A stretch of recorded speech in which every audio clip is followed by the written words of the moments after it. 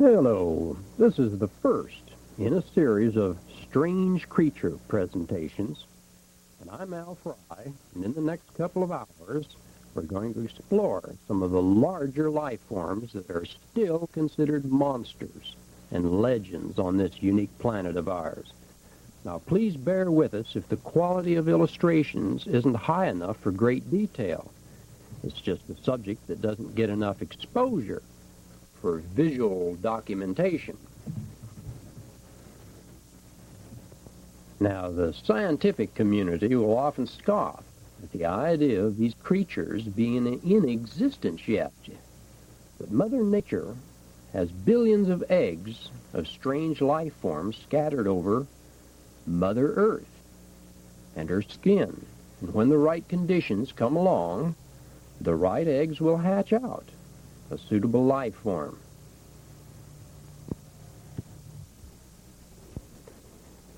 Now, in 1900, an amateur scientist named Andrew Cross startled the scientific world by announcing he had produced life from rocks.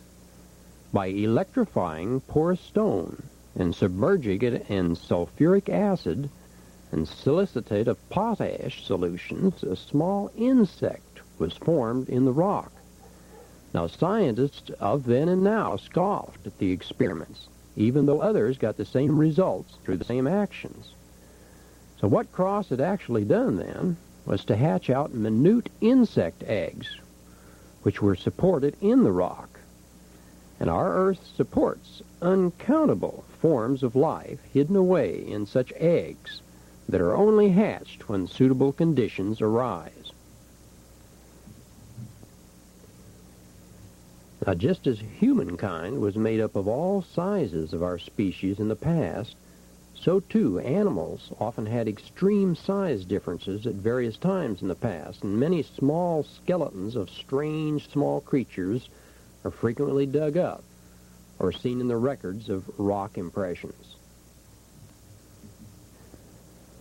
Well, as the climate and nature of Earth changed drastically some 13,000 years ago, what remained of the extremely large and small monsters of the Earth died out for the most part. The spirit matter or antimatter part of these animals had to come back into smaller present species that we recognize today, the giant reptile families of yesterday, or today then the small lizards and such that we see scattered across the globe. And further details of why the climate suddenly changed on this Earth is covered elsewhere. In 1922 Scientific American, it mentions a report of many of these mammoth reptiles still being seen down in South America in the plateau regions, which we see here. Now, even the Indians in our own country tell about their forefathers who built stockades to keep these giant beasts like this at bay. Now, we all know that there were many different varieties of interesting dinosaurs on the planet millions of years ago. A few people realize that many different varieties have been reported in recent years. And, for instance, dinosaurs have been reported in Africa for at least 2 centuries. Now, in 1776, there were reports expedition in Africa which told of these huge vegetation gobblers, and the stories have never ceased since then. In the early 80s, for example, a couple of United States expeditions went looking for the beasts, and one actually saw the animals. Now, some of these prehistoric animals, like the Brontosaurus and Stegosaurus, shown here, were huge. North of the Great Pyramid, an ancient day and night boat used by the pharaohs in ceremonial rites was found, and it's actually the head of a gigantic animal with huge teeth, even larger than these prehistoric animals shown here. Now, there was a mummy of this particular species of duck-billed dinosaur that was found in Wyoming some years ago. It was acquired by the American Museum of New York. And this, of course, proved that this species was millions of years past the extinction date set by experts.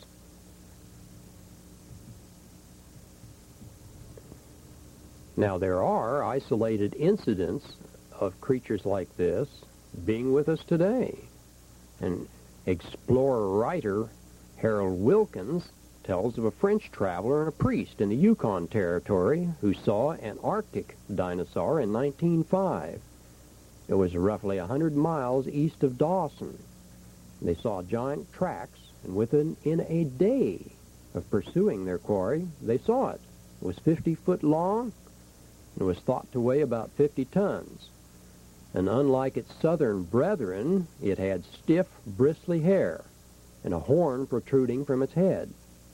And 5 years later, the same media told of another sighting of the beast on Partridge Creek near Dawson. Now, water monsters up to 100 feet have long been described by natives around the headwaters of the Nile in country like this. Well, there are several African lakes that have huge lake monsters which have been seen by numerous natives and explorers. And these Congo monsters, which are called Mokele Mobembe by the natives, have been seen from the 18th century and are still sighted today. Now, unlike the aggressive meat hunters, which we have an example here, these shy African vegetation eaters have snake-like heads and long tails and can reach up to 50 feet. And they're similar to dinosaurs. The dinosaurs that we see illustrations of so often. Now, according to German press reports, the photos they showed of a swamp monster in the Congo was taken by a Swedish rubber plantation overseer in the area of Kasai. He'd seen a strange beast with a reptile head and tail while in the swamps and snapped its picture. The zoologists of the time were skeptical of the claims, of course.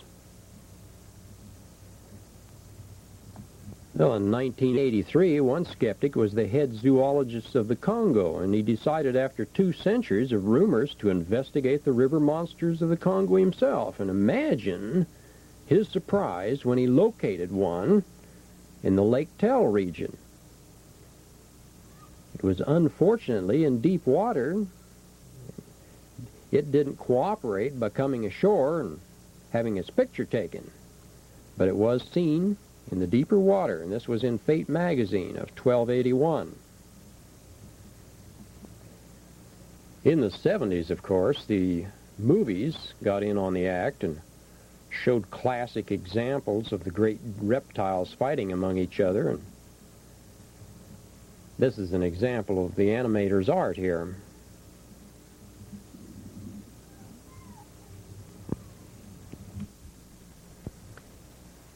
Well, evidently, in the African nation, the gigantic water monsters aren't the only unusual prehistoric monsters that are living there. And in Upper Kenya, even the bravest Nasai warriors will not venture into one area where the Nandi bears live. Explorers looking for them have come up missing. They are said to be huge and have a head somewhat like a lion, and they jump on victims from trees. Very little evidence, of course, is available to show that this is a reality. Well, what we do have a little more proof of are the mammoths and mastodons in our recent past. And it's assumed that most of our ancestors had to deal with these mammoths and mastodons, and even Indians in Canada say their recent ancestors built houses on stilts in the northern lakes there to escape these great beasts with tusks that roam through that part of the country. And Indians in our eastern United States say they built stockades for similar reasons. And all this is in their traditions and legends. The same story, of course, is written on the cave walls all over the planet. And Picture Rock in Pennsylvania in 1872 shows a fight between a mammoth and Indians. And this Lenape stone shows wigwams and warriors. And other cave writings found across the globe show mammoths and prove the point.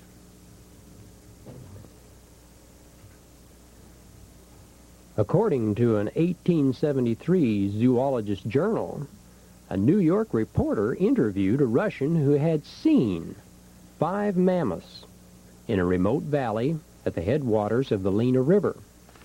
Now, none were young, and he assumed that the tiny group may die off without replacement stock. Now, in the same year of 1873, the Scientific American told of Russian colonists who found 3 living mastodons in northern Siberia.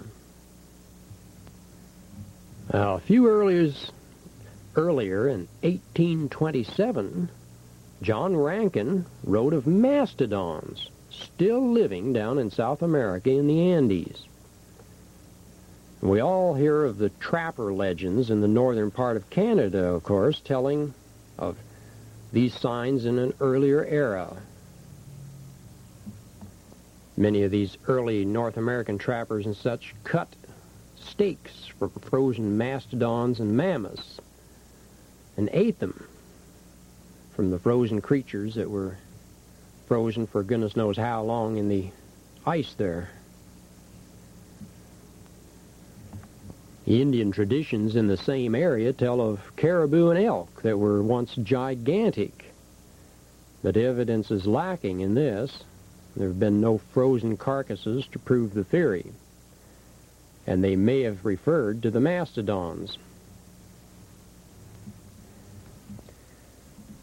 Well, what we do know is that both mammoths and elephants, the ancient varieties, are described in various North American Indian legends and the legends of people all over the planet in the northern areas. And some of the scientific monthlies, for instance, cover such stories and legends and sightings, actually. 1952 Scientific Monthly is a good example. Considerable evidence points to the fact that while these great beasts were roaming the face of the planet, our relatives and forebears were right there among them. And what about the sea monsters of the world? Whole books could be written on the subject. Hundreds of sightings and ship logs all across the globe. Hundreds of years now. Even in today's tabloid newsstand magazines and tabloids, there are still cases of sea monsters being sighted. Now, a recent example was the 4,000-pound carcass that a Japanese found off the coast of New Zealand. Well, this fisherman named Maru photographed and took samples of this monster in 1977. And tests showed that the animal was not a mammal. Well, even when such monsters wash up on shore or get caught dead in nets, the majority of scientists still scoff at the evidence. And they think up their alternative scenarios. Such monsters are supposed to be extinct, and they're extinct in the textbooks, and so they're extinct. Here's a 1951 photograph of the Henday carcass. This is the Quirkville remains that washed up on the shore in 1934, about 23 feet or so long. You'll notice the individual is standing to the right there. And all of this, of course, is horse feathers. There are explanations for this, besides there being monsters. Well, even with rampant skepticism, many of the scientific journals run accounts of these monsters, A detailed account of a run-in by Norwegians with a 50-foot sea serpent was in an early zoological issue of 1847. One of the men angered it by shooting it, and they just barely escaped to shore in a small boat. And the next year, there were other sightings and another shooting scene in a larger ship like this, which brought the attention of a 130-foot monster to the ship crew in question here. Well, one of these zoologist articles brought on response from crew members who'd seen sea monsters and explained that their officers would not record the incidents for obvious reasons. Well, some of the ancients were not quite so close-minded. The Romans, for example, had a number of monster subjects shown up in their mosaics, like this one.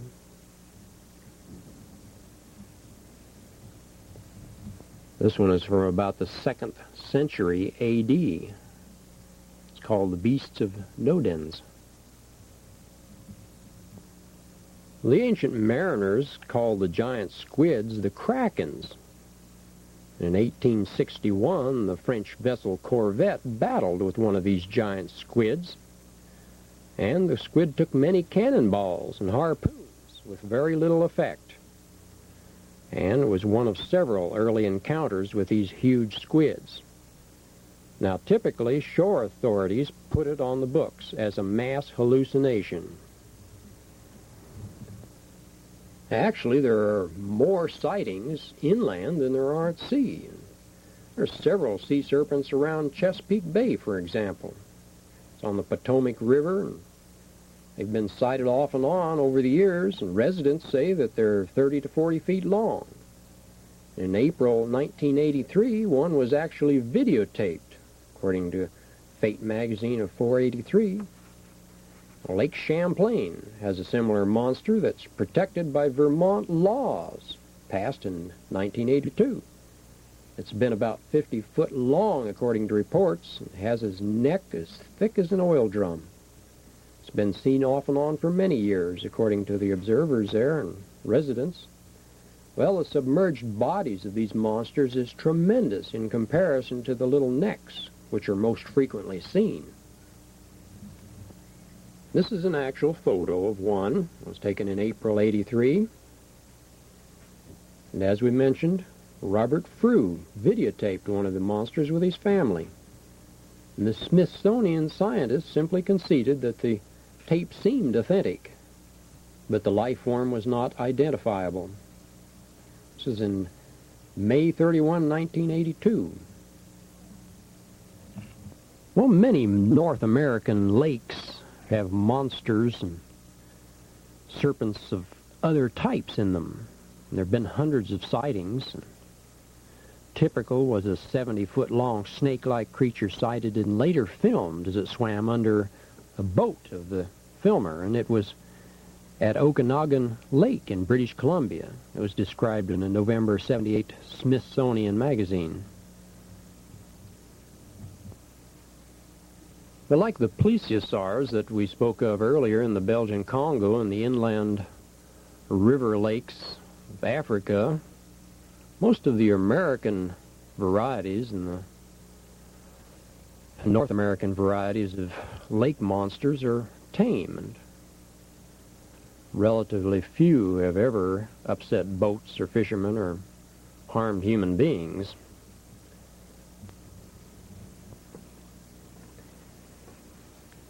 Well, today even scientists are now having to give up their skepticism about tales of giant eels living in the ocean.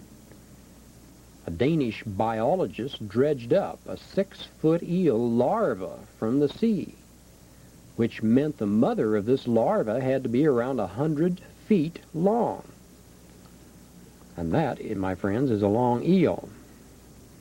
For hundreds of years, monsters have been bending deep sea hooks up to several feet long. And only lately have we been scanning the ocean with various devices down deep where these monsters live.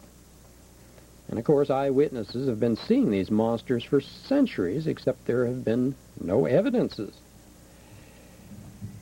Well, today such evidence is accumulating.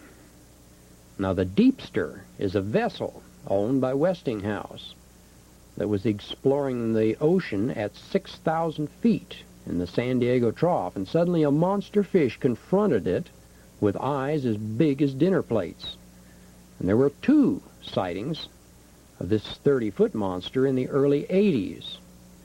And what else is lurking at the depth is just hard to speculate on at this point.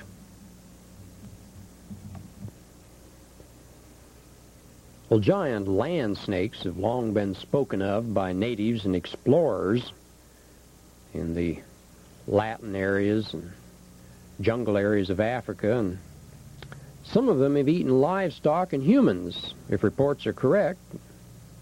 A huge specimen was supposedly photographed by one Belgian military aviator. It was detailed in a 1969 Pursuit magazine. In the early 60s, Italian researchers Falchi actually photographed an anaconda that was around 120 feet and weighed a full ton. And it had just eaten 2 calves for lunch, according to the Venezuelan Daily Journal. Well, while the large snakes and water monsters are fairly numerous over the face of the globe, there's one incredible species of ground monster that is truly rare, and it's the huge worms. And in 1878, Nature magazine, there was an article told of giant worms in the highland of certain southern provinces of Brazil. And this Minhacoa has been seen on numerous occasions, and its burrowing trenches were not unusual in the region. And they frequently start burrowing from marshes during the rainy season and excavate inland. Now, their head has a snout somewhat like a pig, and the bodies are armed like the scales of an armadillo of one species, only they're large enough to uproot young trees. An 1878 Nature magazine told of similar underground monsters in Central America. In 1929, an earthworm longer than a man was found, according to collected data by Wilkins, and its eggs were 3 inches long and a greenish translucent color. And of course, in the mines of the world, there are occasionally found a type of armored worm that has a small, tiny body, but it lives hundreds of feet below the surface. And an 1881 Scientific American has an article on this. And other worms are unusual too, and small black snow worms have been described at very high altitudes by many climbers and explorers over the years. Well, in the same areas of the world where the giant monsters and worms and snakes live, there are, of course, the gorillas. And in an early biological journal, a naturalist named Bleckenow told of a giant gorilla killing one of his companions, and it was the head of the Rio Mopan in Yucatan. It lived in a cave that the naturalist actually found, but he could find no Indian to aid him, and he had to return to civilization without this monster. Now, a few years later in the same area, Mayan women were sometimes molested and scared by a gigantic gorilla creature. And in this illustration, it's a little overdone as to size, but there does exist many records of such encounters.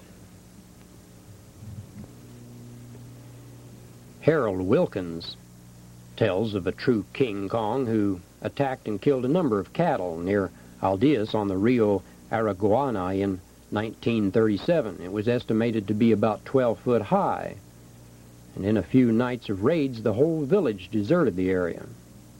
Well, Spanish records tell of children who were a cross between Central American apes and native women, and these children were hairy and animal-like, could not speak. And this is in the Spanish records. And at the turn of the century, Wilkins met an Irishman who told of shooting an 8-foot ape who was charging him. Another Latin species that was unusual was seen around 1577 by Jean Lirius, and he was with an admiral on an island in the Bay of Rio de Janeiro when they ran into a huge lizard that was bigger than they were. And after looking each other over, both parties separated peacefully from the accounts that were made later. Now, when a Dutch East India sloop reached an island near Madagascar in 1696, they found birds' nests on the ground many feet in diameter. And Captain Cook discovered similar nests, 26 feet in circumference, on his first voyage into the South Pacific area.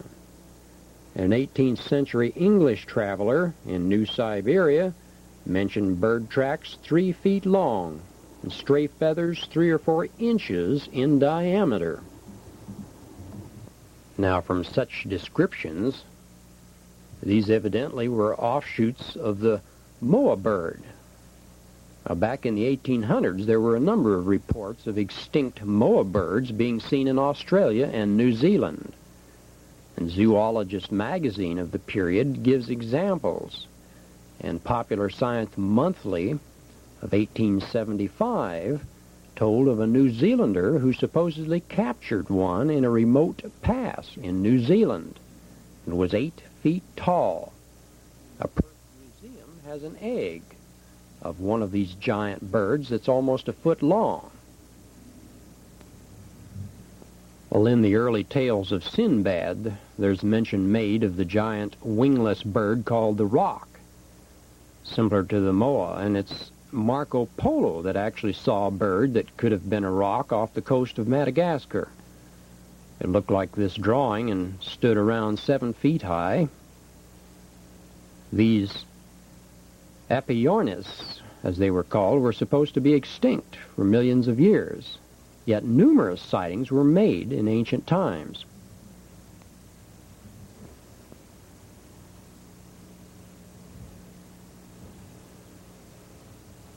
Well, in the Illustrated London News of February 9th in 1856, it was told of finding a huge goose-like monster while a couple of miners were excavating a railroad tunnel. And this monster was black, oily, and after uttering hoarse screeches, it died on them. Experts said it belonged to the genus Petrodactylus anus, pterodactyl family. It was blasted from a million-year-old rock, and no one had the slightest clue of how it could have hibernated that long. But obviously, there were other unhatched creatures that could follow its example across the globe, as we pointed out before. And some other monster birds of this type have been known in the lore of explorers and natives in the very remote regions of this planet.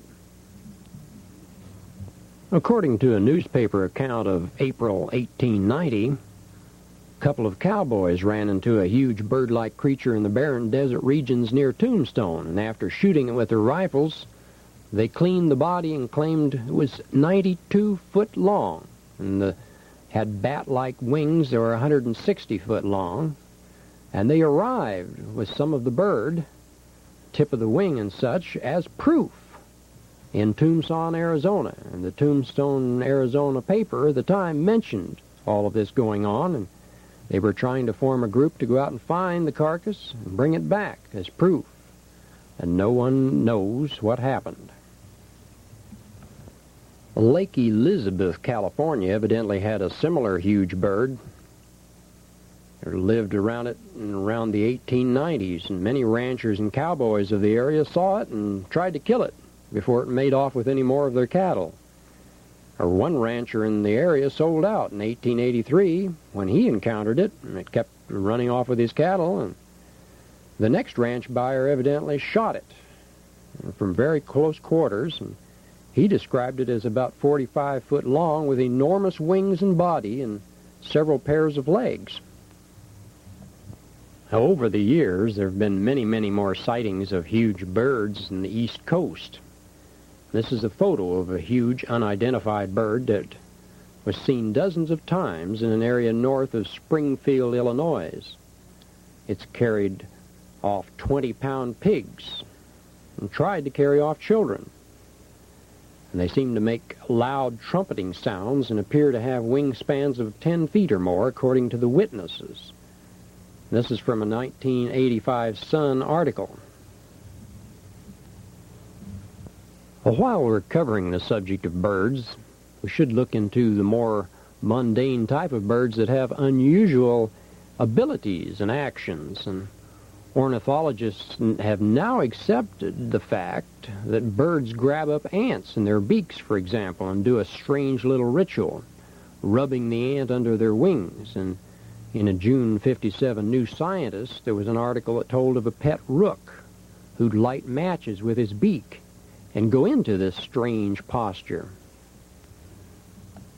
In 1970, an issue of American Anthropologist told of hawks in Australia that would snatch up smoldering twigs from the natives' fire there and drop them in areas that would burn out the grass and put the small game on the run so that they could snatch them. Crows are especially noted for adapting to civilized areas and using crude survival logic instinct, and a 1950 Nature magazine told of hundreds of cases of birds opening paper milk bottle lids for the period and to dine on the milk in the porches and things there. And a Native magazine of 1933 told of crows building nests reinforced with barbed wire and baling wire.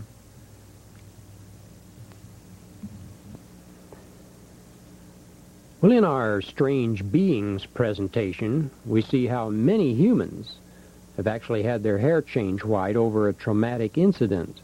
Well, there are a number of cases of birds and animals having their hair turn white in a similar traumatic situation in the same way. And these are on the record books.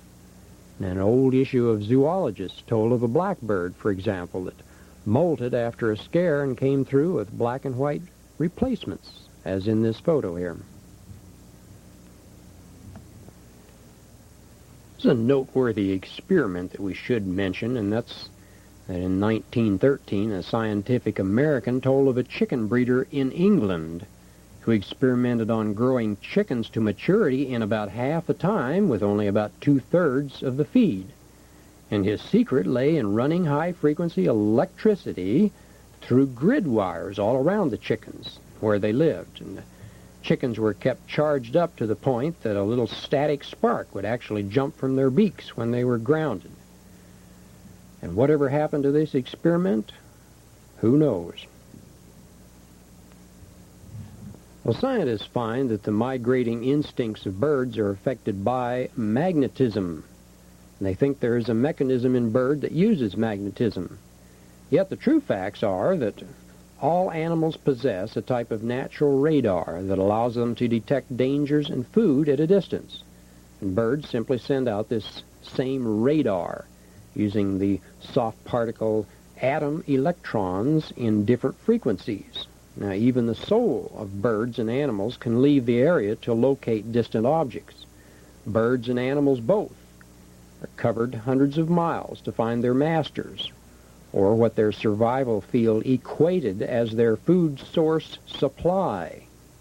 Nature magazine of 1980 gave an example of a pet pigeon flying 150 miles to be with his young master, who was then in a hospital. It showed up at the window and kept scratching until it was let in. And later we'll cover other examples of our unique radar system in other presentations.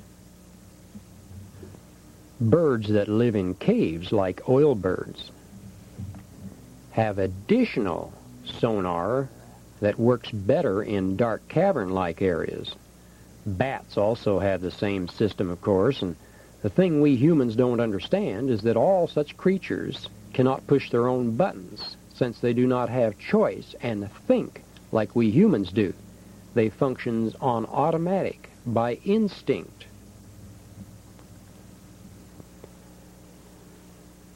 Now, luminous birds have been mentioned in numerous texts by ancient naturalists, and Pliny and Solon were examples. And in 1555, Gesner wrote a book on luminous plants and animals, and observed in 1647 that there were many, many varieties of species on this planet that actually glowed, especially in the dark. And Bartholin wrote another volume on the subject telling of cocks, hens, and other fowl that were remarkable for their luminescence. Barn owls seem particularly prone to luminescence, and Science Newsletter of 1947 covered the subject in depth, and according to a British bird journal, several luminescent owls were discovered in 1907, and it was suspected that they had their feathers contaminated by luminous tree bacteria growing in their tree nests. There's a bird called the cigana in lower Amazon regions that has 4 feet at its birth, and as it grows up, the forward feet develop into wings, and the bird resembles a pheasant. And this bird is covered in an 1884 English Mechanic magazine. Well, we all have heard talking parrots and such, but did you know birds learn their particular songs from their parents and others of their species? And when they are first hatched, if they are with other birds of a different species or humans, they will pick up different notes, songs, or speech. Many talking birds are on the record who have been close to humans when they were very young, and they copied the human speech. Now, birds have been known to do very, very unusual things. Now, according to a 1985 tabloid report you just saw, a bird-loving European was saved by his pet swallow. When he fell and became paralyzed in an accident, a swallow he had befriended and constantly fed flew to a neighbor and scratched on a window for 15 full minutes until he eventually got the neighbor out of his chair, got him out of the door, and then he led him by his actions to his farmer neighbor. And as we have mentioned before, most animals will do their very best to preserve their food and affection sources automatically, without thinking, with their little built-in automatic computers. Now, at this point, we should explain that, like animals, birds use and pick up ESP, but their high-gear, souped-up brain action seems to make them harder to get tuned in with by enthusiasts. The persons who attract birds either send a great deal of admiration and affection to a bird and await response, or they use bird language. Well, since very few birds will respond quickly to even the most comforting and affectionate thoughts from most humans, bird lovers can learn the local bird language to increase their success. And bird languages are often different from area to area, so it's sometimes necessary to carefully duplicate the bird song or cry of local varieties. Now, there are recordings that can usually work for most species with a set type of song. And these recordings can be played into an outside speaker, and you can get amazing results. Some humans can get equal results by using their own throats and lips, but this is a talent not everyone has. And lower tones carry the safe, all's well vibes, and the higher, faster vibrations usually indicate a warning and danger. Well, such sound patterns are pretty well universal, and one species quickly learns to pick up on the other species if they're around them any length of time. And nature uses a hypnotic rhythm to hypnotize birds to lock their legs on tree limbs at night. While science isn't aware of the fact yet, animals and birds usually are put into this hypnotic trance by a rhythm corresponding to their pulse beat. And many humans are put in control of a hypnotist by this light little finger-tapping pulse that they usually never detect or suspect. It's drummed by a hypnotist. And there are two distinct types of hypnotism, and we cover these in other presentations. Well, this is a brown thrasher, and this dowdy relative of a mockingbird can sing up to 2,000 melodies. Now, male birds sing to impress females and scare off intruders. And in different areas, they produce different singing dialects. Tests have shown a pattern more complex tunes produce healthier species, healthier young. So the better singers are always adopted by the females. Well, many Indian tribes had bat people legends, which mentioned night beings who could draw on the vital power and blood of people. At least some of these traditions probably sprang from the shaman magic of sending animal forms mentally to draw energy from people and communicate.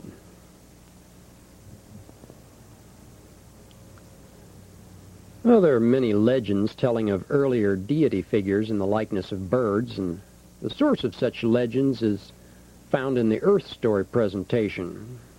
The Hopi Indians have long believed that a fearsome underworld deity named Masau'u comes with a mask and a rabbit-skin robe. And other so-called kachinas appear at different times. Indians of the Americas use the symbol of the plumed serpent to denote an early spiritual teacher who taught over much of Latin and North America, and he had control over the elements of wind and water, and so the plume represented the wind and the serpent the water.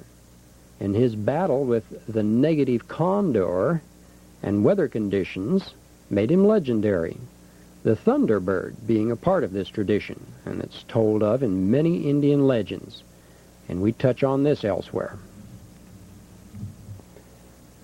Indian shamans, of course, have been known to create mental animal mock-ups or wraith forms to carry out certain activities, like become animals, and the animals actually have been known to harm persons with fear from the negative shaman, and this ability is touched on elsewhere also. Well, while we're touching on the Indian traditions here, I suppose we should go a little further in the bird lore.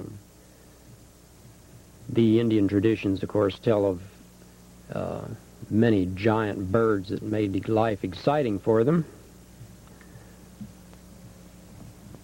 One bird they called the piazza bird closely resembled the pterodactyl from accounts, and a well-known cave drawing along the Mississippi River Palisades was a well-known rendering of this bird.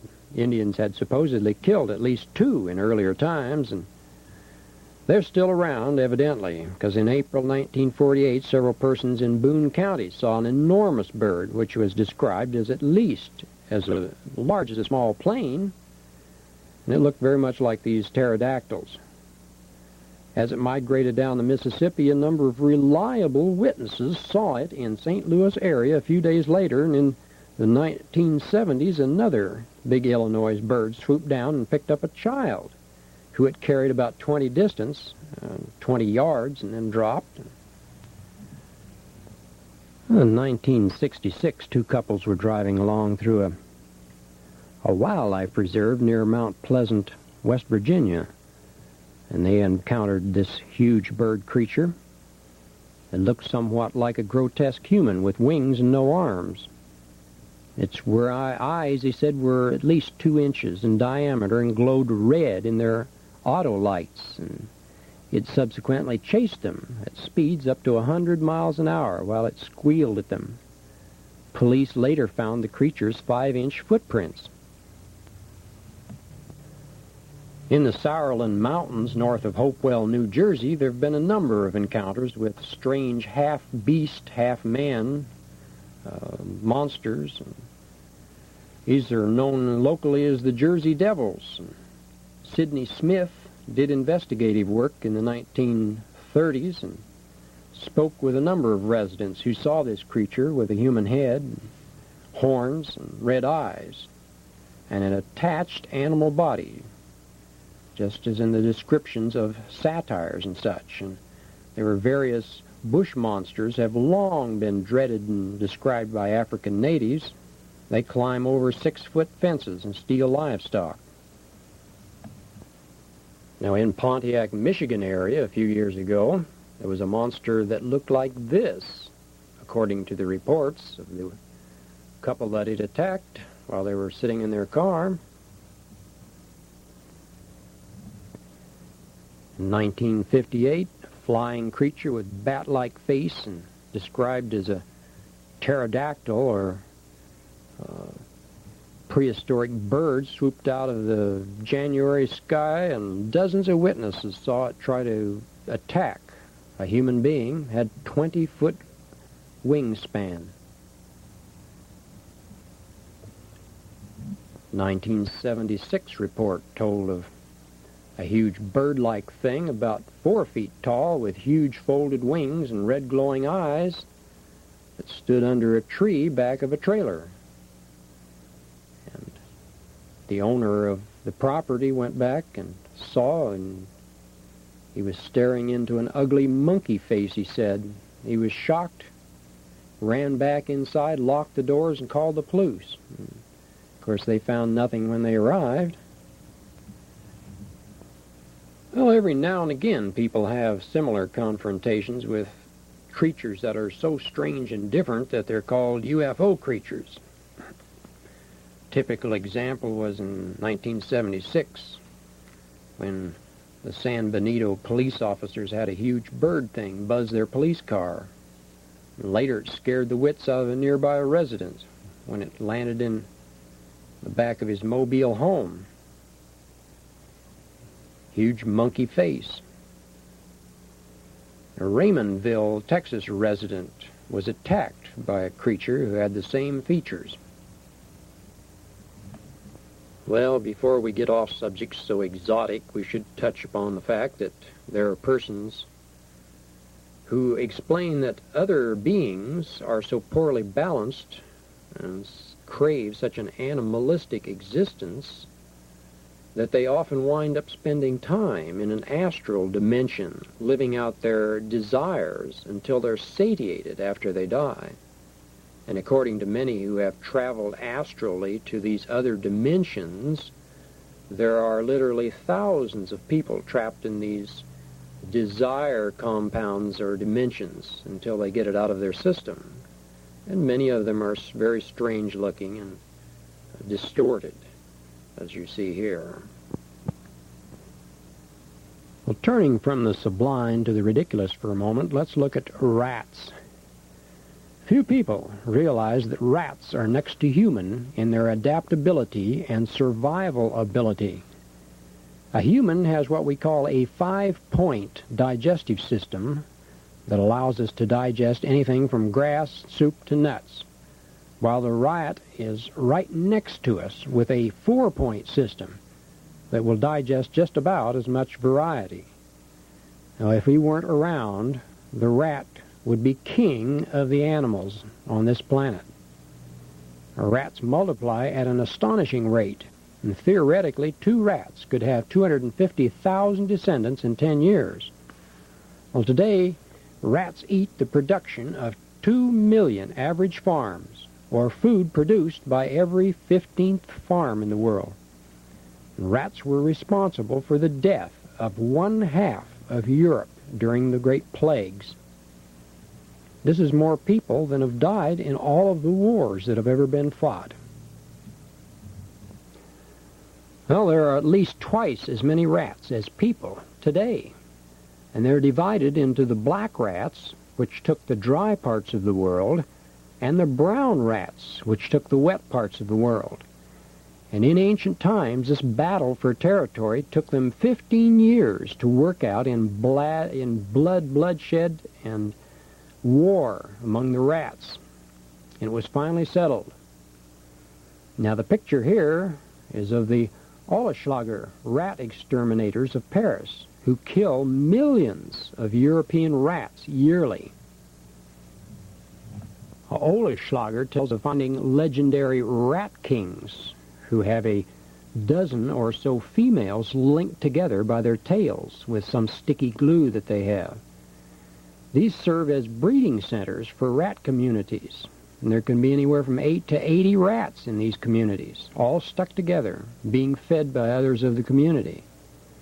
And rats, incidentally, have no compunction about attacking people, elephants, or any other creatures when they're hungry enough.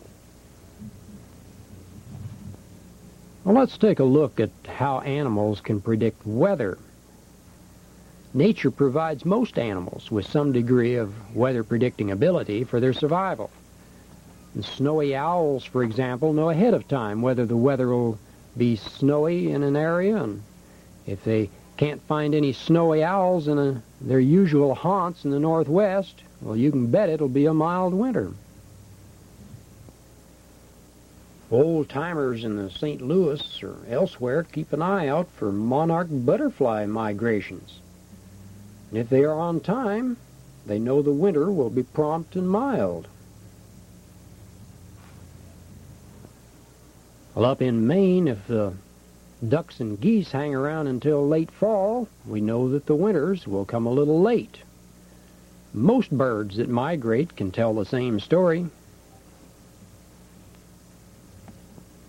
Many animals grow more fur if there's a hard winter on the way. And an example is the coyote, who grows a bushier tail, and he'll use this tail in the winter later as a blanket to keep his face and nose warm. Animals that hibernate, like woodchucks and squirrels, will gather more food than normal. If there's a hard winter coming, they'll gorge themselves until they're so fat they can hardly waddle, and mice will get out of the fields and invade warm barns or anywhere they think that it'll be a little warmer if there's a cold winter coming up, to stay out of all the cold and snow.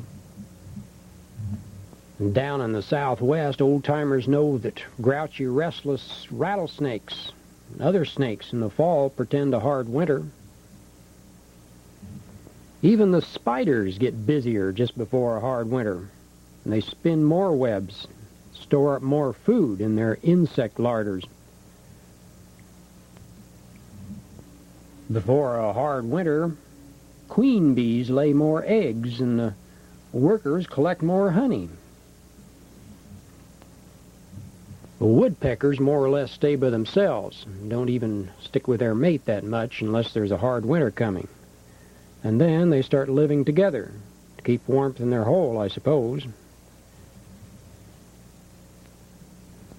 A long-range weather prediction isn't the animal's only specialty. The next time you see a horse out frisking around in the pasture, cavorting around, you'll probably see rain within a day. So keep your eyes open, and you may pick up on nature's little weather forecasters. The next time you see your favorite squirrel putting away more nuts and food, you'll know what's coming up.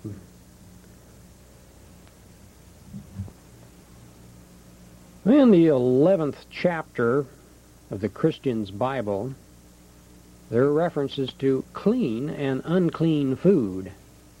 And while the majority of persons have heard of this concept, probably not 1 in 100 believes in the concept now. Basically, clean animals under biblical laws usually have had more than one stomach and did not scavenge. Now, rabbits, pigs, tuna, lobster, catfish were typical unclean foods. And in this drawing, pictorial, you'll see some of the other unclean foods. Now, in most cases, we find that the unclean animals simply don't filter the food they eat and are prone to carry parasites or worms harmful to humans. And remarkably, we find that predators such as cats will often favor the clean animals in their diets, and they won't eat many of these unclean animals, such as bears. Now, to we humans who have no instinct, we taste sheep, bear, whatever it is, we taste about the same thing. Persons who've run through tests on human deaths have found a surprising number were caused by persons suffering from worm infestations from eating pork and other worm-infested meat. Well, how many other illnesses and death result from eating other unclean food would probably be equally startling to persons who find the subject ridiculous. The nature or natural tribes in remote areas of the world usually have instinct enough to stay away from unclean food. And one article in a 1945 issue of Nature showed hornets won't even eat many unclean foods and meats. They would repeatedly shun the unclean meat, and especially from birds, many types of unclean birds. Now, deer, of course, are clean. And cows are clean. Most beef animals are clean. Grasshoppers are clean. Grasshoppers, of course, are used by many, many natives all over the world. Were used by many of the tribes in the desert back in the times of Moses. Many species of grasshopper that we have in this area of the world, of course, aren't big enough to bother with, usually, but in other areas of the world, the grasshoppers and locusts are often much larger, and this is one of the large species that is of actual large enough to catch a mouse, as this picture shows. Now, there are certain bodybuilders that explain that they cannot gain weight or it will lose strength if they eat unclean food, like pork, which is so popular in the United States. And Moses was not a stupid person. And for some reason or another, many of the unclean foods are evidently deleterious to the human system. And we may not know, according to our science, the reasons for this yet, but there are evidently reasons beyond the infections and the carryover of worms infestations in the meat, trichinosis and such. There are evidently reasons beyond this that we do not understand yet. And we do have more information on this subject. And most of it is in the Bible. Well, mention of the unicorn has been made from the earliest times, and it's mentioned in the Bible by authors like Pliny and various later historians. Usual description resemble a horse with a single horn in the center of the skull. Yet in the early times there was one skull that was sent to royalty in Quedlinburg that had a horn many feet in length and was attached to the skull. Accounts from Africa indicate there were a number of unicorns there until the 1800s. Natives prized them for their hides and meat. And in an 1848 Scientific American, several African specimens actually got to England. According to another mid-1800s report, there were sightings in what is now Massachusetts area in earlier times. An English sailor, for example, told of a horse-like creature with a foot-long horn growing from the forehead in the 1560s. Well, French explorer Bernard de la Harpe wrote in 1719 that he'd seen unicorns in what is now the Louisiana Territory around the Red River. He said they were all about the size of a horse, had reddish long hair, and a half-a-foot horn in the middle of their forehead. Well, de la Harpe mentioned that the Indians hunted and ate them, and the meat was very palatable. And it's thought that that's probably one of the problems that erased the unicorn from the American continent. Well, not surprisingly enough, there are quite a few four-legged animals that occasionally show genetic throwbacks to a time when there were more of their forebears growing single horns for protection. And this goat is an example from Northern California. Many persons wonder how animals communicate, and we'll cover this subject here. Hundreds of persons in this part of the world have the ability to mentally communicate with animals. And many of these persons have come out with books on their experiences, and many more, though, prefer to keep their abilities to themselves because persons without this ability are often skeptical and unkind in their reactions. Well, this is animal trainer Barbara Woodhouse, and she's the author of Talking to Animals. And she and many other persons in this field have added invaluable insight to speaking with animals, and this insight goes far beyond what the scientists are now aware of. To gain a foundation into how ESP communication occurs, it's necessary to understand a few points about animals that are not included in the usual text on the subject. First, all animals have an invisible component that takes charge of the body and holds the knowledge of the animal species and carries over the knowledge held by prior existences. An animal, for example, that has had many existences as a dog associated with human masters will, as a result, be more prone to work better with humans and get more out of such relationships. Now, this soul or data gathering component is actually the total of what the dog is and has been.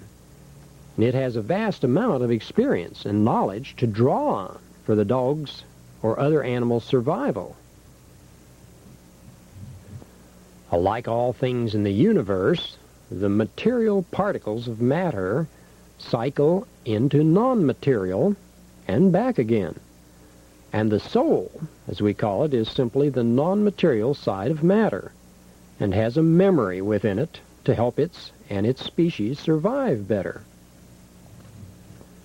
A monkey that learns to survive better by opening up nuts or even civilized canned food will transmit this knowledge to all other members of its soul or species group after a matter of time.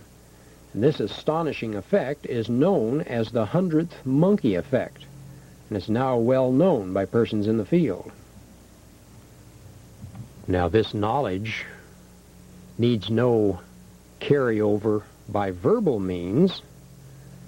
It's carried over by the soul knowledge and transmuted and transmitted through the genetic structures.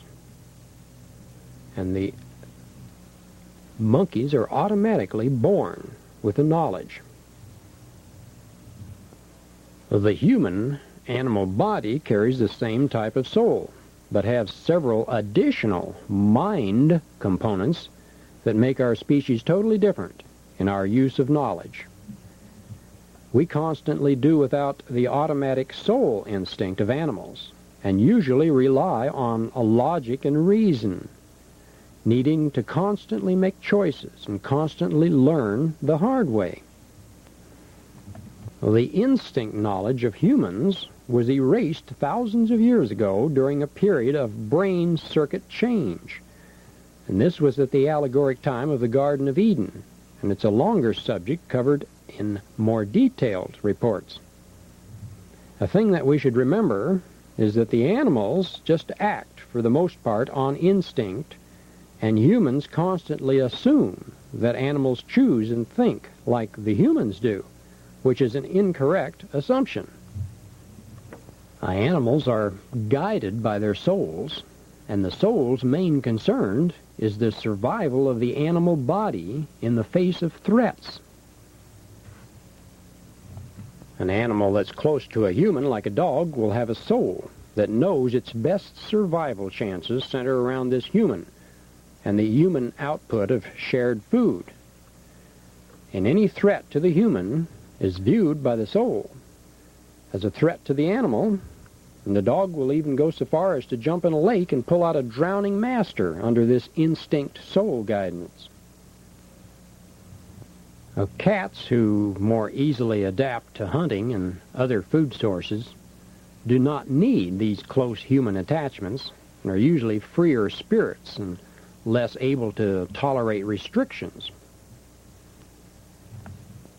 Now, an understanding how the animal reacts to its instinct guidance is necessary because most humans are totally wrong about animal motivations. Animals do not think like humans. We humans ate of the fruit of knowledge thousands of years ago, and it changed our mind circuitry, so to speak, and we cover this subject in depth in other presentations here. Animals act and react according to their soul dictates. And when you see them in positions like this, you know that they're only doing it for two things. One of two things. They're doing it for food or affection. In either case, it's part of their survival, because without affection, they do not survive, and it's so much easier to mooch off humans.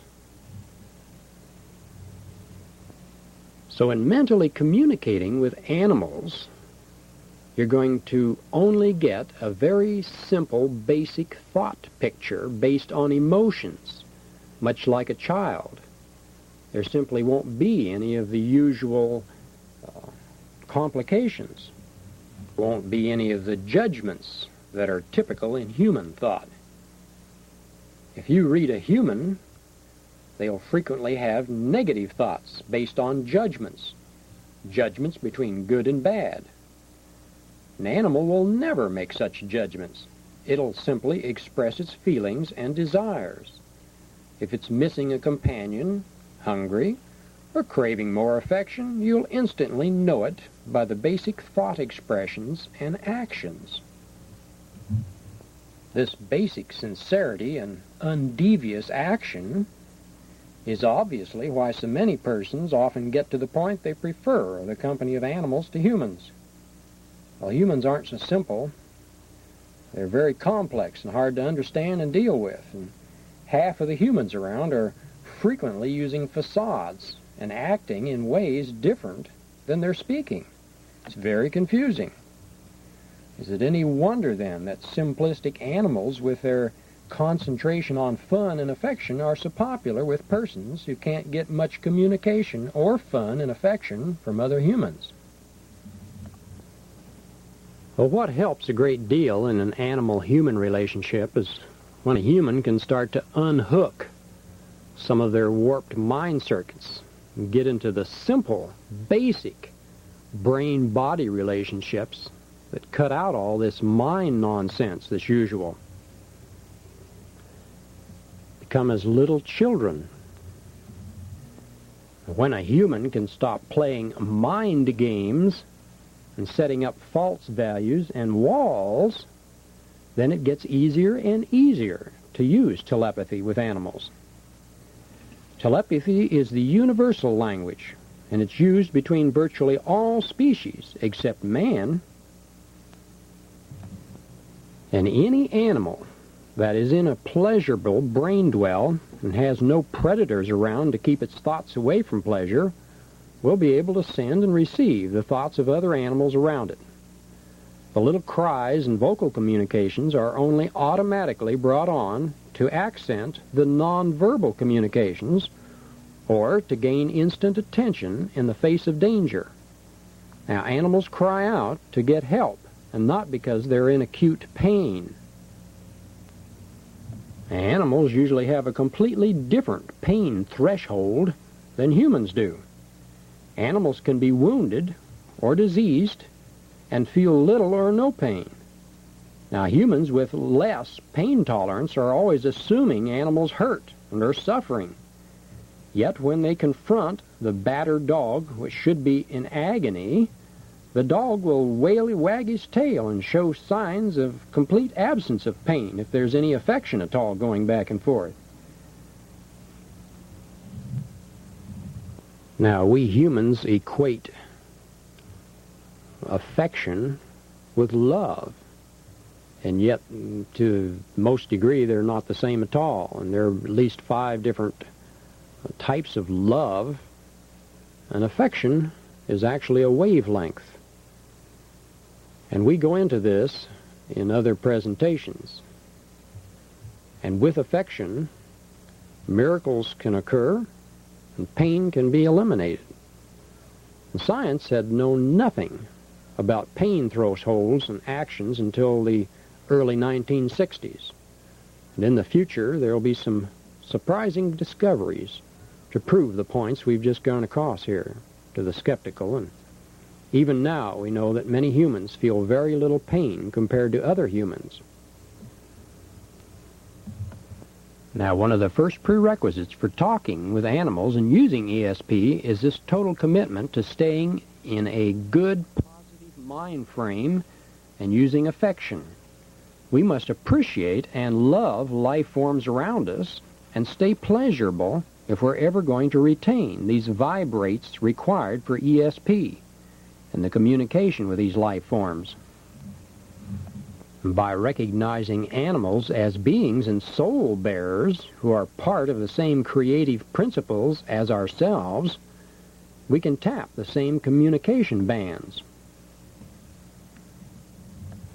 Now, most of the noted persons who can pick up other animals' thoughts and have written books on the subject and such are spiritual, loving persons who seldom have gotten too entrenched in the rat race.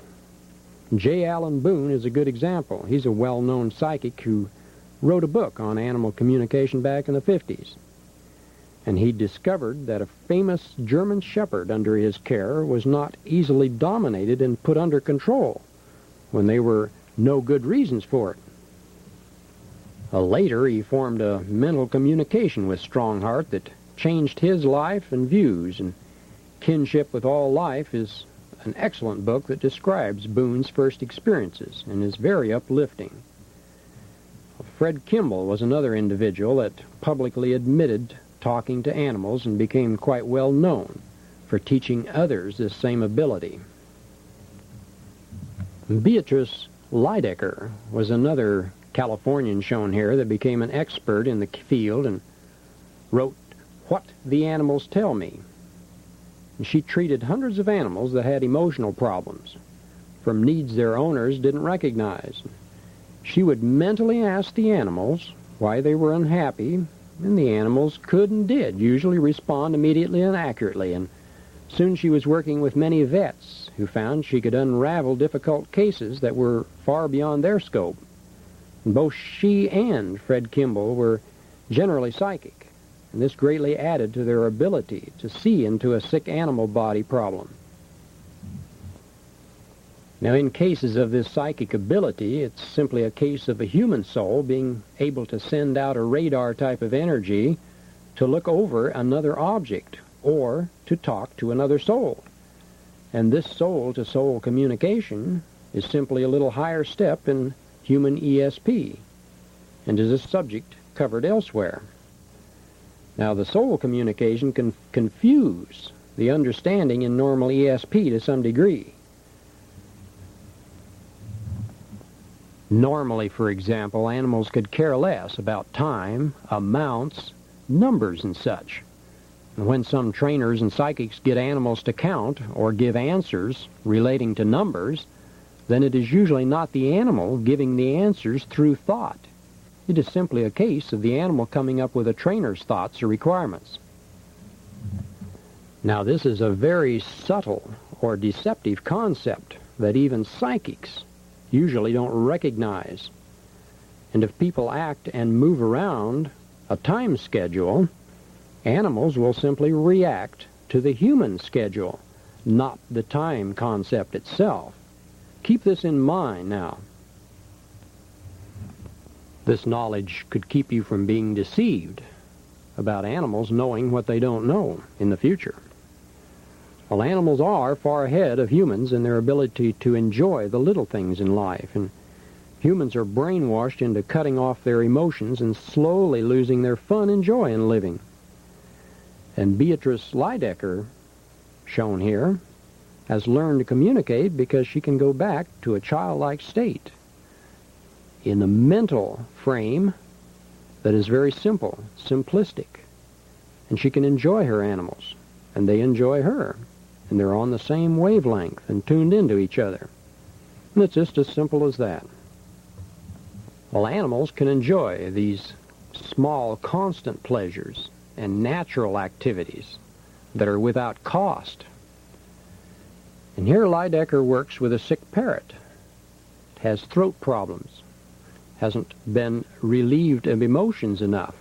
She quickly finds out the problem by communication.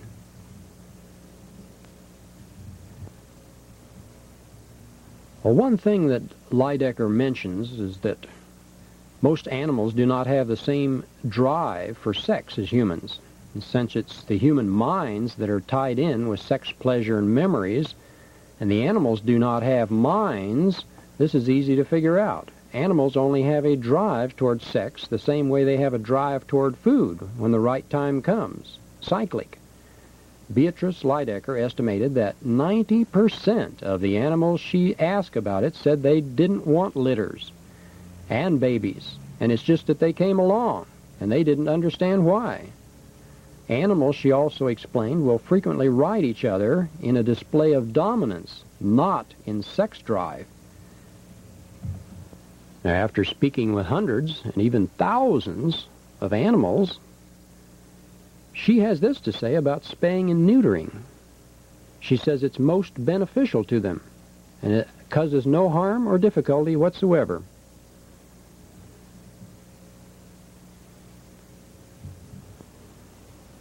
Well, the simplest key to mental communication, or ESP, is the forming of clear mental impressions to send, and in getting in receptive enough mood to pick up returned pictures. Humans who say one thing and often picture another often have trouble sending out clear mental images. To send a signal to an animal, just call their name or get their attention, and next send a vocal or visual picture of what you wish mentally. Picture exactly what you wish. Keep it simple, and since animals can't conceive of negative, mind-oriented concepts, leave out all the don'ts and can'ts. Just keep it simple. Now, you can send these messages to animals or humans any place you're at, in any condition. And it's very simple if you can stay relaxed and keep this clear mental picture. Well, visualize the dog getting your affection in an area away from a taboo area if you want a dog to go outside and piddle outside. Receiving answers now is harder because the mind simply can't relax very long. It takes a blank receptive state. You can mentally probe the animal and try to interpret the animal's feelings and thoughts, and you won't be fooled. And keeping your thought about yourself free of your picture, you can't think of yourself at the same time. You have to think of the animal. Now, the mind will fill in a lot of its usual deductions, guesses, and yet after practice, you'll get the animal's unique feelings if you keep practicing. Now, of course, most people have been brainwashed by their mummies and daddies into fearing various animals, and anybody who fears animals will often send out a clear picture of themselves getting bitten or hurt by the animals. And this, of course, is what the animal is getting in their heads as a picture. And that's what they sometimes do, unless they're trained not to. Now, because generations of breeding for looks instead of brains, there are many American pedigreed dogs today that are mentally deficient and retarded. Now, dogs, for example, will normally return affection, while a very retarded animal will only be interested in receiving love. The outward joy they show may be only self-centered and centered around receiving.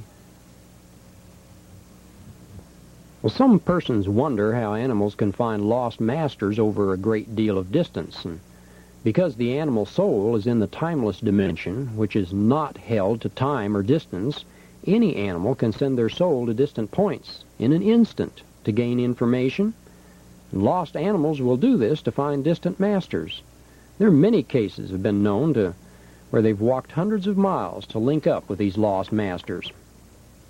The animals simply tune into the mental pictures the distant masters are holding or getting, and if these pictures are negative, can make the unhappy animals unhappy and sad.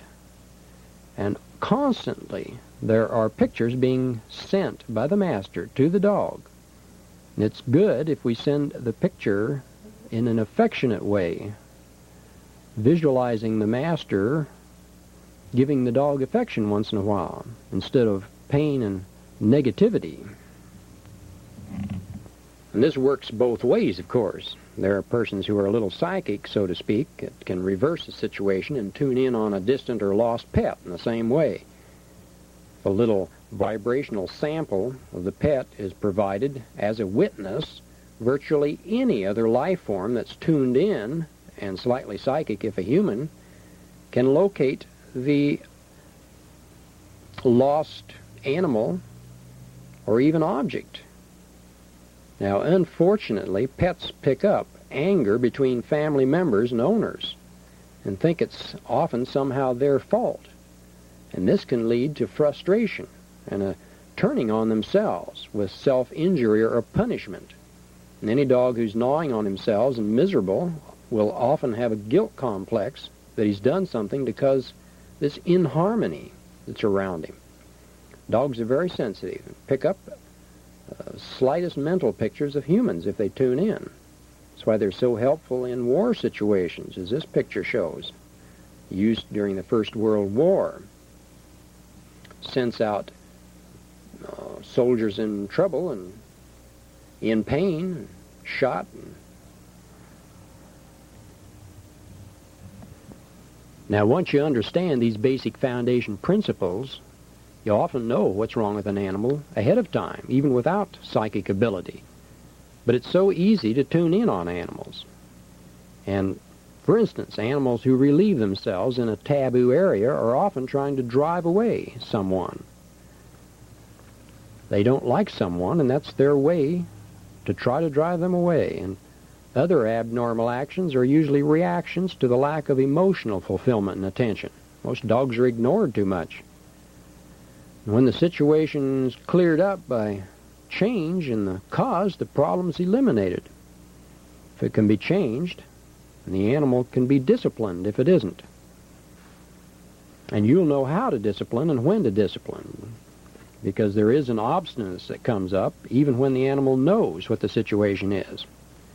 But that's very seldom. Most animals go out of their way to try to be helpful and follow what they mentally visualize the human is sending to them.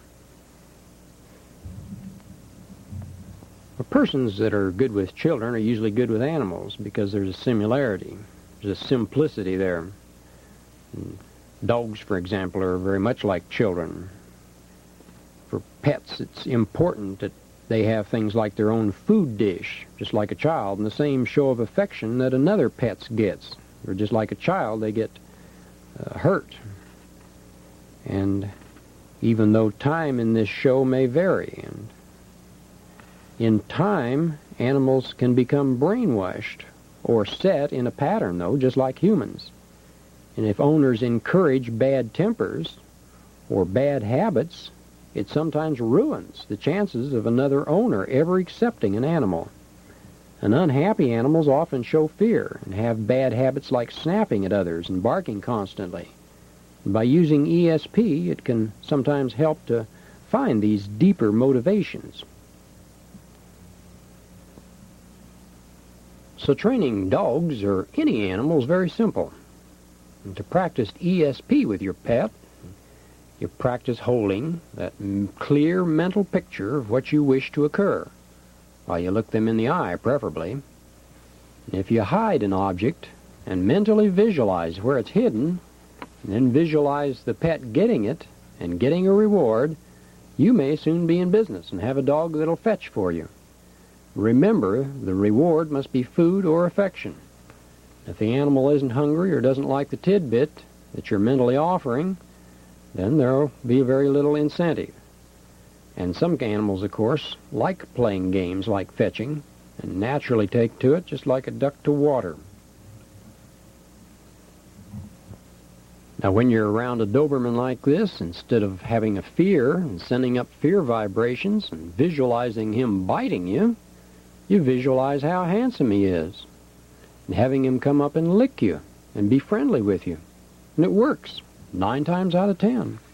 Unless the dog is completely driven to be a guard dog and not have relations with other people. You can walk by a guard dog in a pen within a compound, and 9 out of 10 will show affection when you show affection first to them. And by sending a picture of something like, well, maybe a flea on the animal's leg, you can prove to yourself how well ESP works, because you can actually get the animals to scratch at the area that you visualize in many cases. And much depends on the bond between the owner and the animal, and cats and wild animals will seldom respond to anything or communicate guidance that's outside their own guidelines or survival goals. There's a farm in Hot Springs, Arkansas that specializes in training animals, and most all of their work is done with food rewards.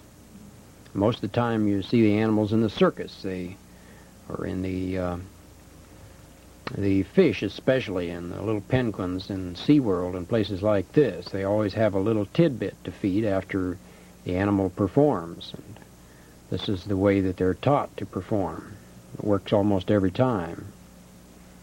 And thousands of animals have responded to tidbits on this farm after they've danced or played music or performed some other stunt. Animals like elephants are prone to be responsive toward affection, and they aren't usually affected by the surroundings as much as smaller or high-strung dogs. Animals must be free of stress. If you have a little nervous, high-strung dog, you have to calm him down before you can get him to do anything. And chickens, for example, will get sick after continual stress, and birds, like chickens that get soft music and in good environment, will put on more weight with less feed. They have found in tests, bird ranches and chicken farms, and they stay healthy. The minute you pipe in rock music and other hard rock type of music, it sickens them eventually. Well, horses communicate with each other through around 100 vocal sounds and body languages and telepathy.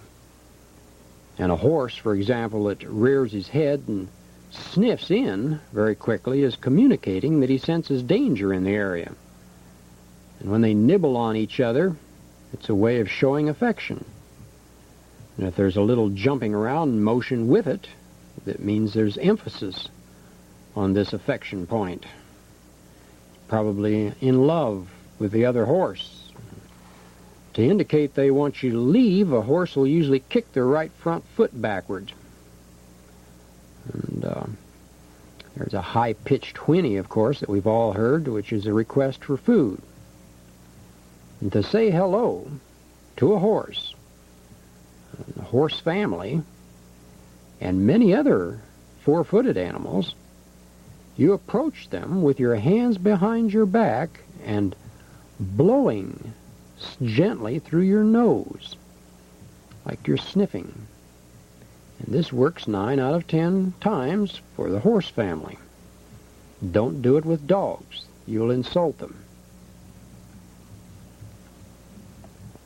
Now, there are a number of racetrack bettors that have learned these little secret codes that horses use to communicate with each other, and they regularly win at the track using this information.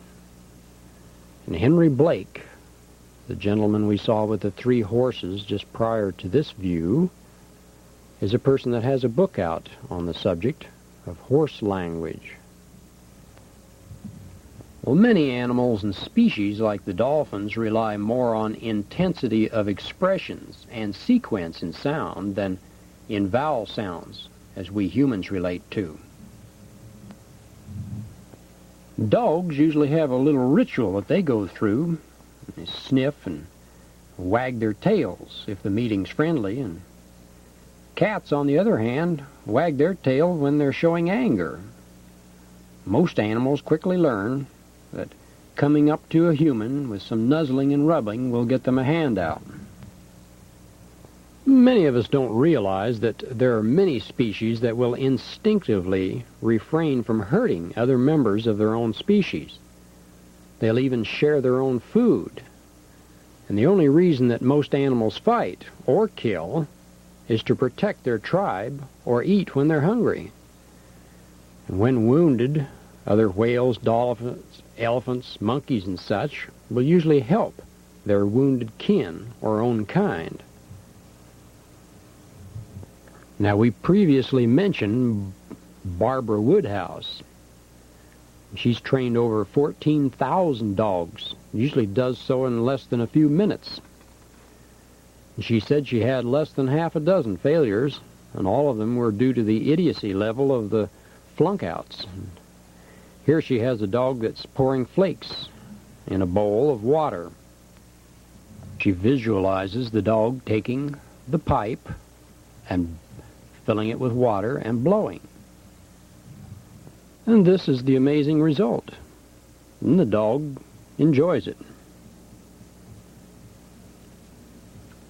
Barbara Woodhouse is one of the few psychics in this field that explains and is well aware that the soul of an animal continues in the body of a later animal. Dog to dog, so to speak. Animal reincarnation, if you would.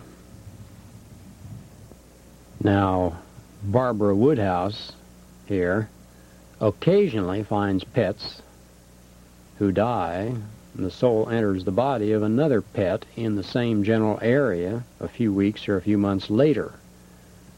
And this doesn't happen very often, but it has occurred. Now, occasionally, there are very, very unusual situations like this where ghost pets, ghost animals will supposedly save their owners. And in situations like this, it is the person's own soul that takes the kinetic energy and saves them, and it gives them the impression that it is an animal, which it can do, because our sensing receptors are being fed the information by the soul. It can feed any information it wants into the human, and this gets rather involved, but it's done because people wouldn't believe in another approach, and the soul feels that this is the best way to handle the matter. And it happens all the time. People are usually in car accidents or something, or they're going toward an accident, and within seconds of crashing, the car will suddenly careen around the object that they were going to hit, and the person finds himself up the highway, and they're blanked out. They don't remember what occurred. And this is another case of where the soul uses kinetic energy to work the so-called miracle. And this is the same situation, except they're using an animal to be the fall guy, so to speak. And it isn't the animal at all. It is a duplicate, a doppelganger. And we'll go into this in other demonstrations and other works, in other presentations. It's a rather long subject to get into. Another situation that comes up once in a while is where the person is very young and they're put in with other species and learn the language of the species they're with. For example, 65 years ago, a German woman named Beamer shut up her young son in their chicken yard because he kept wandering away. And in a couple of weeks, he automatically picked up their language and could easily converse with chickens. And after he grew up, this doctor Balmer found that chickens, more than any other birds, keep the same language from area to area, unlike most birds who have decided dialects in their own respective home areas.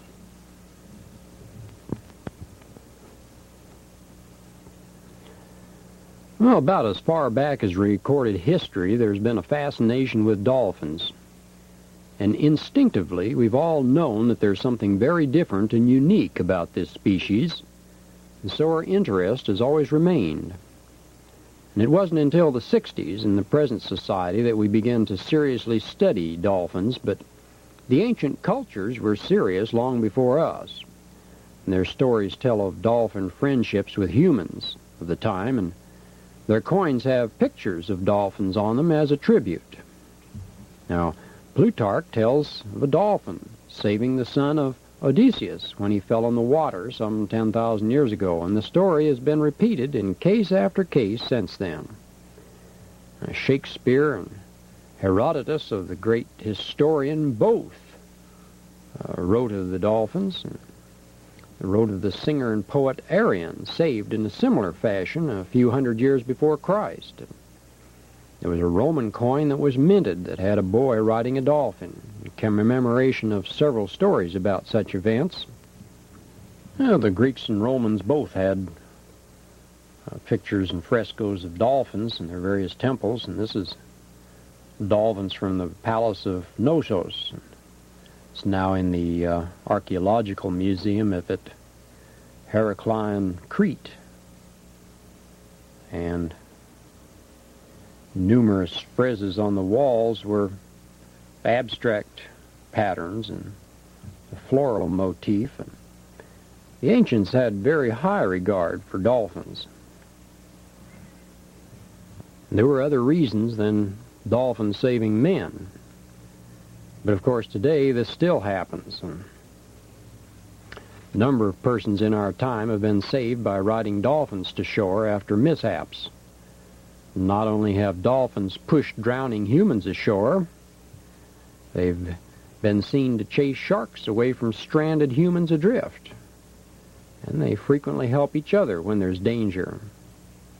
And being it is their nature to protect their breathing young, to get air, it's only a step further to aiding drowned humans to get air when they're in trouble. Well, dolphins are about the only fish family that seem to go to great lengths to protect their own species against these outside dangers, and Aristotle in his 9th book on animals tells of a school of dolphins coming into Caria harbor until a captive and wounded dolphin was released by fishermen there. And in recent history, the fishermen of some parts of Japan have long had a feud going with dolphins because they interfere with the fishing profits. Seems that in March and November of each year, the dolphins migrate into the Japanese water and are slaughtered by the thousands in the past, and some are used for livestock food, and most are just killed to keep them from eating the fish in the area. And one American named Kate went to Japan and saved hundreds of dolphins in 1980 by slashing Japanese fishing nets. And after jail and heavy fines, he aided in getting more public sympathy on the problem. Well, there are several reports since then of thousands of dolphins blocking Japanese harbors and actual fighting back to some degree after such wanton slaughters of their brethren taking place there. And unfortunate the Japanese can't work with the dolphins. Don't try, because in ancient times Pliny tells of dolphins working with the fishermen to scare mullet into shallows where both could benefit. And later the fishermen rewarded the dolphins with food when they weren't so plentiful. Now here near Athens, the records show that dolphins helped the Greek fishermen in a similar manner at night.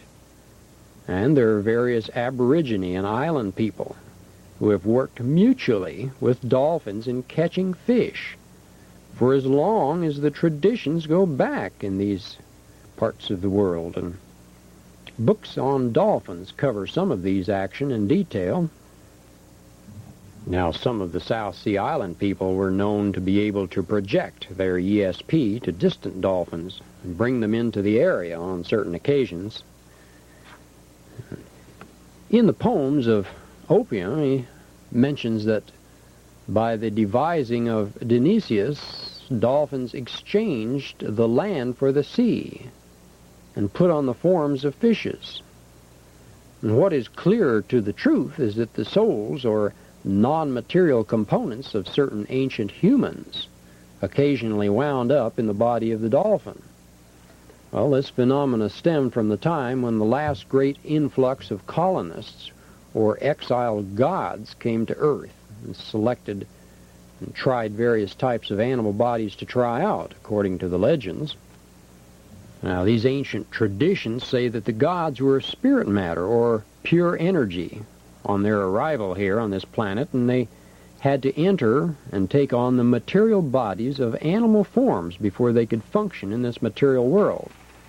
And out of thousands of these fallen angels, many later found that they preferred the ocean to the land. And since the dolphin body was one of the best adapted creatures of the ocean, it was this form that most of their beings preferred. Now, eventually the souls of virtually all of these beings found experience in human bodies, and cultures were a little more suitable to progress. And so they abandoned the dolphin bodies. But they left a genetic legacy in the dolphin species of their DNA intelligence. Now, this is why dolphins appear to be next to humans in their intelligence. Now, we don't have time to cover this whole subject here because it's covered elsewhere. But this is why the ancient cultures, such as the Greeks, had such reverence toward the dolphins, actually building temples for them. Because the DNA genetic intelligence factor, the dolphins have an insight that no other animal or mammal species has. Like dogs, dolphins are not only able to perform with man, they're willing to do so, unlike species such as cats who simply won't cooperate with anybody. Well, they form these deep emotional bonds with their mates, each other, and some humans. And some die of grief when their mates pass away. Like most animals, dolphins have a type of sonar or radar that's extremely acute. And in tests, fish back of glass are ignored because this radar picks up the obstacle that their eye cannot. Now, the Pharaoh's Lighthouse was one of the ancient wonders of the world a few hundred years before Christ, and it had a reflector that could be seen for 40 miles by mariners coming into the Greek port of Alexandria, the head of the Nile. It also had huge sound pipes and underwater bells that were used to broadcast signals to dolphins so that they could guide the ships into the harbor. Now, this is in the records. Now, dolphins of the time would find ships within a few hundred miles and guide them toward the lighthouse for a reward of fish or food. And by staying in the area before a ship bow, they could get a free ride most of the way to the lighthouse. Now, because of the safety of Alexandria's shipping, with the aid of these dolphins, it became the major port of the old world, with distribution and much of the world's goods went through this port at one time. Then the destruction of the Alexandrian library then, a few years later, left little of the exact details of this operation and how this lighthouse worked in exact detail, and how the sound pipes worked. And all we're getting today is the second-hand accounts of this lighthouse, and we do know, however, that the dolphins were instrumental in guiding the ships to the harbor and making this port the great success that it was back then. Well, if porpoises are so smart, why aren't they rich? That it pointed out here in this cartoon. This is because, as we pointed out, that they carry the DNA pattern only. They do not carry the soul pattern, which carries all of the combined information that's built up over thousands of years. And if dolphins were still receiving humanoid souls, they'd be making machines, and they'd be having a unit value system under the ocean like our money. And they have neither. So all they have, actually, is the DNA carryover of intelligence. And as I say, we do cover this subject in the Earth Story report.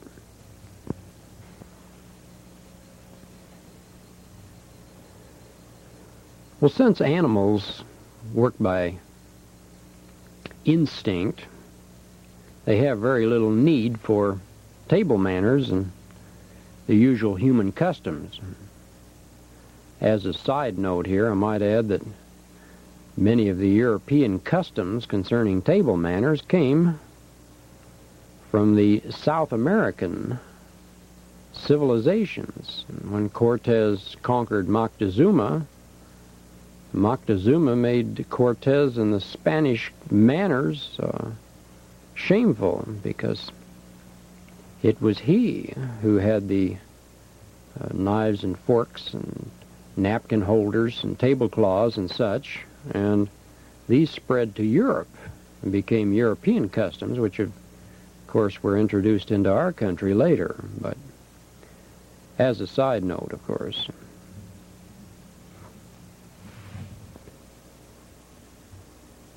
Now, in 1799, there was an American Philosophical Society journal that Thomas Jefferson often recorded interesting articles in, and wrote articles for, and he recorded that some workmen in West Virginia unearthed the bones and claws of a close relative to a lion who was 3 times the size of a normal lion. And he also noted a strange beast who gave earth-shaking roars and carried off a West Virginia horse, just like it was a sheep.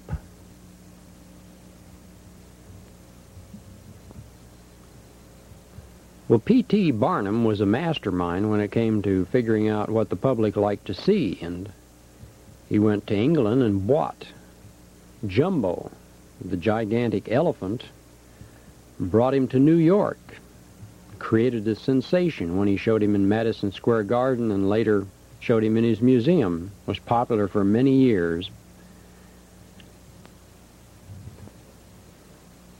In various ship logs, there are occasional references to actual whales and large fish caught in the ice of giant icebergs. This is an example, way back in the 1800s. Well, as we mentioned earlier, in 1977, a Japanese fisherman snagged the corpse of a plesiosaur, or marine reptile. It thought to be extinct for 60 million years. And pictures and samples of the creature convinced the various university experts in Japan of the catch, but the closed-minded skeptics dismissed the event and made excuses why it couldn't have happened and why it wasn't a plesiosaur. Well, scenes like this have actually occurred several times on the East Coast, and no one has ever figured out where these strange monsters come from.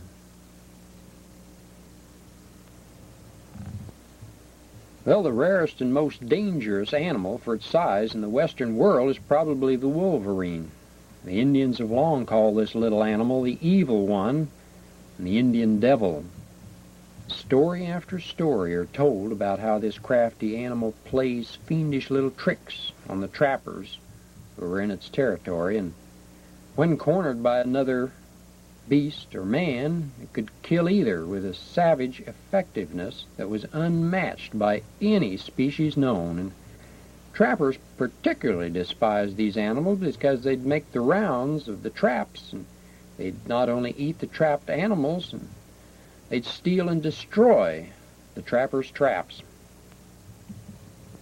Well, in 1883, in Scientific American, there was mention of a large reptile like this that was shot 36 times and eventually killed when it was shot in the head and was sent to La Paz. It's the last was ever heard of it. Well, then the American Naturalist of 1869 tells of a continuous stream of common American crows flying by soldiers that held up to 85,000 birds. Now, the passenger pigeons, of course, were very numerous in these early days of our country. And in the New Scientist of 1958, there is mention of crow courts. So down through history now, where old and feeble birds that evidently don't hold their own responsibilities, they're judged by a crow group. And if they're judged guilty and they're sentenced, they're pecked to death. And most animals leave their stragglers to die when they endanger the tribe.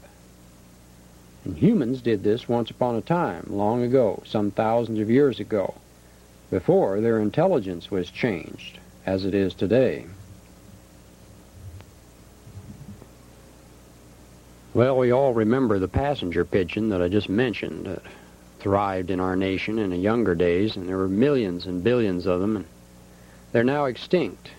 And each few years there are species that become extinct because an area is hunted or used beyond the fine line of too much. And while the conservation groups maybe go a little overboard at times, please remember to support them, because they're about the only salespeople and spokespeople for the animal kingdom. Here are examples of animals that are now extinct on this planet.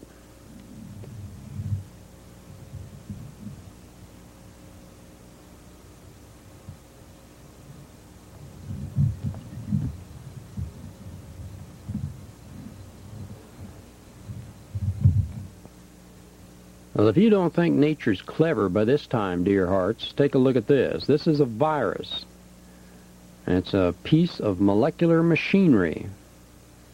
The tail fibers that you see recognize the surface of a bacterium and grab onto the surface, and then the little end plate comes down to the surface, and it cuts a hole through the cell wall of the bacterium, and the sheath collapses, and this part gets jammed into the bacteria wall, and the DNA moleculars are injected into the cell, where it proceeds to take over the molecular machinery of the cell, directing it to produce more of these little viruses. And then the cell bursts, and you have more of these little viruses around, and pretty soon they're all over the place. And since they attack bacteria, this illustrates that even germs get sick.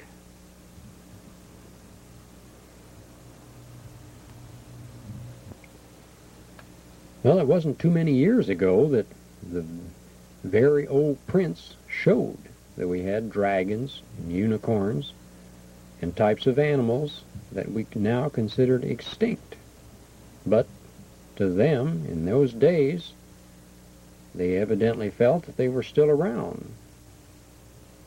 Something to think about.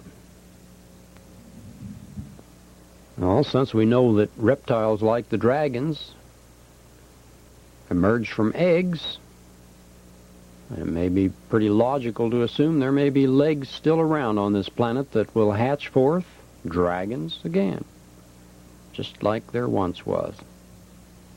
Another thing to think about. And here's some plesiosaurus and ichthyosaurus, and the first amphibians and mammalia.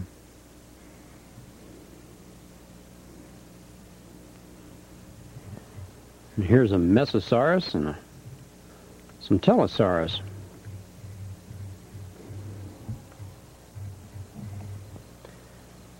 was a labyrinthodon, an iguanodon, and a megalosaurus in combat. It's a good idea not to believe everything you see, because science is constantly changing their opinions about how things were back then. For instance, a Science Digest issue of 1981 pointed out that a century ago science felt that the dinosaur looked like the model it left, where in actuality many now feel that the dinosaur looked like the model at the right. Quite a bit of difference.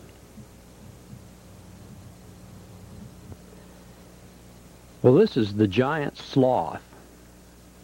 And a few years ago, a whole band of British hunters went to search for this monster in Patagonia.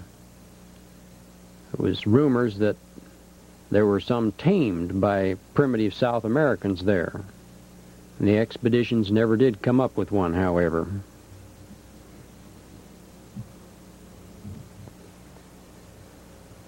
Well, these are the type of ancient plants that turned into coal and gave us the coal that we have all over the planet. Well, supposedly turned into oil too, but don't you believe it. We'll go into this subject some other day.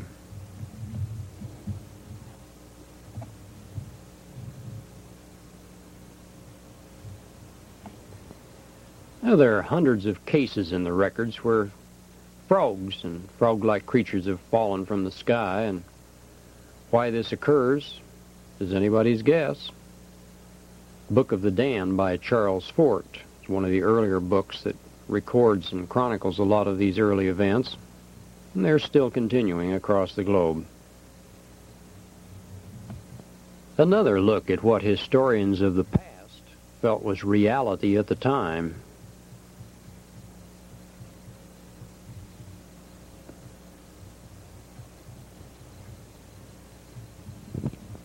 Remember King Kong? It was made by Ernest Schoedsack back in 1933. It was a masterpiece of special effects.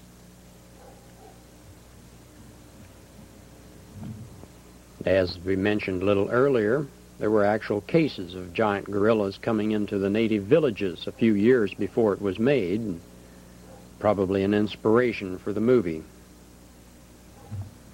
Here, King Kong rips the wings off of a giant prehistoric bird that attempted to attack Miss Ray near the gorilla. Here, Driscoll and the girl escape King Kong by sliding down a vine to drop into a lake at the base of the cliff. Well, they finally capture Kong by drugging him, and then they spirit him away to America. Here he is in the Broadway Theater on exhibition. And then he suddenly goes berserk and breaks his bonds. Then he goes on a rampage of death and destruction. Well, in these memorable final scenes, he stands on the Empire State Building and fights the battle with the machine gun bullets and finally plunges to his death.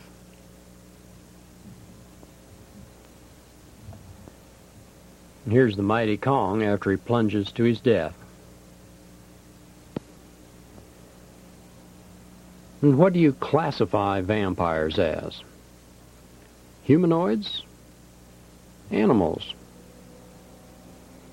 You'll enjoy the Strange Beings presentation if you want to find out about vampires. Very detailed coverage on why they exist, why they do what they do. There are many types of vampires, and not all of them are men. Some are energy vampires. Some are blood vampires. We go into depth in this on the Strange Beings presentation. Well, every now and then, wolves go on the rampage, in India especially. In the early 80s, there were an attack of third time in 74 years that Indian wolves had run amok and slaughtered many children. There are 180 little children that had been savagely attacked and eaten alive by the fearless packs of wolves.